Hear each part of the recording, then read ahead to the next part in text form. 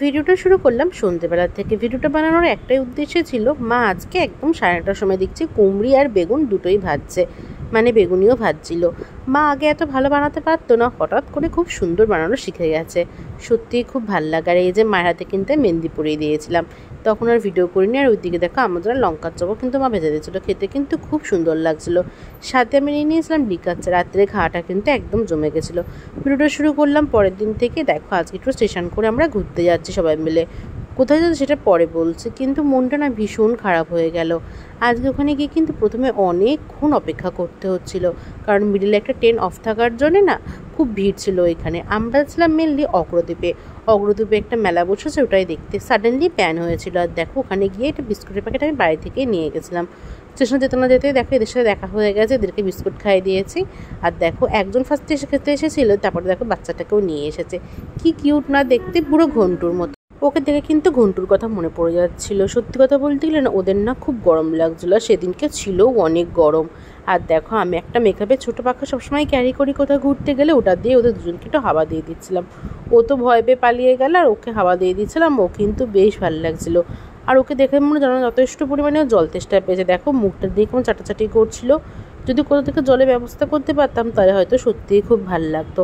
ও কিন্তু বেশ খানিকক্ষণ বুঝে, যতক্ষণ না ট্রেন আসে ঠিক ততক্ষণ আমার পাশে বসেছিল। বাড়ি থেকে বেরিয়েছি 4:45 মতো, কিন্তু ট্রেন ঢুকতে ঢুকতে পুরো 6টা বাজিয়ে দিয়েছে। তারপরে অগ্রদ্বীপে যা ভিড়, মানে বলারই কথা নেই।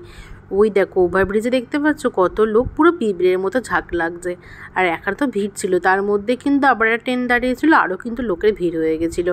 আমরা ভিড়ের মধ্যে ঠেলাঠেলি করে যেতে চাইছিলাম না, কারণ মায়ের একটুখানি পায়ে ব্যথা আছে তো, এর জন্যে ভাবলাম যে দাঁড়িয়ে থেকে যখন ফাঁকা হবে তখন যাব। কিন্তু দাঁড়িয়ে থাকলেও কিন্তু জায়গা হচ্ছিল না, সেই ভিড় বেরিয়ে যাচ্ছিলো। ফাইনালি দেখো আমরা হাঁটতে হাঁটতে চলে এসেছি। আর এখানে জানো তো খুব সুন্দর ব্যবস্থা করেছিল, একটু একটু বাদে বাদেই ঠান্ডার জল বা একটুখানি খাবার জল শরবতারও ব্যবস্থা করেছিল। ফাইনালি দেখো আমরা কিন্তু অনেকক্ষণ ধরে হাঁটছি, প্রায় 5:30 থেকে হাঁটা শুরু করে দিয়েছি। তখন কিন্তু 6:45 বাজে, তখনও কিন্তু আমরা হেঁটে পৌঁছাইনি। লাস্ট পর্যন্ত কিন্তু শেষ জায়গায় যেতেও পারিনি। ওইখানে গিয়ে দেখছি প্রচুর ভিড়, এরপরেও কিন্তু নৌকা করে যেতে হতো। এত ভিড় দেখে কিন্তু আমরা যাইনি। আর ওখানে নৌকার ওখানে কিন্তু বারবার সতর্ক করে দিচ্ছিল, নৌকা আশেপাশের পাড় ভাঙা আছে, ওখানে স্নান করা যাবে না, 70 জনের বেশি নিয়ে যাবে না, অনেক কিছু বলছিল। আর এত ভিড় দেখে কিন্তু আমরা সাহস করে যেতে পারিনি। আশেপাশে কিন্তু টুকটাক খাবারের দোকান দিয়েছিল। এত হেঁটেছি, এত গরম লাগছিল, সত্যি কথা বলতে গেলে কিচ্ছু খাইনি। ওইখান থেকে নিয়েছিলাম জিলিপি আর একটুখানি গাটি ভাজাটা মা কিনেছে।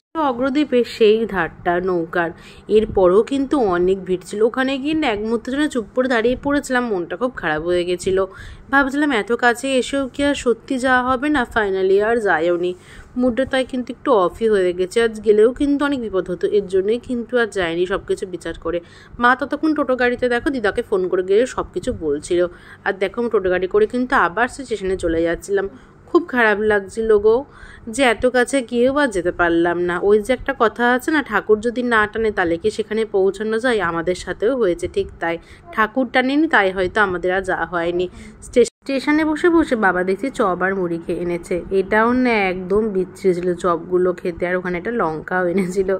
সত্যি কথা বলতে গেলে চপের থেকে লঙ্কা আর মুড়িটাই বেশি ভালো লাগছিলো খেতে, চপগুলো খুবই বিচ্ছিরি ছিল।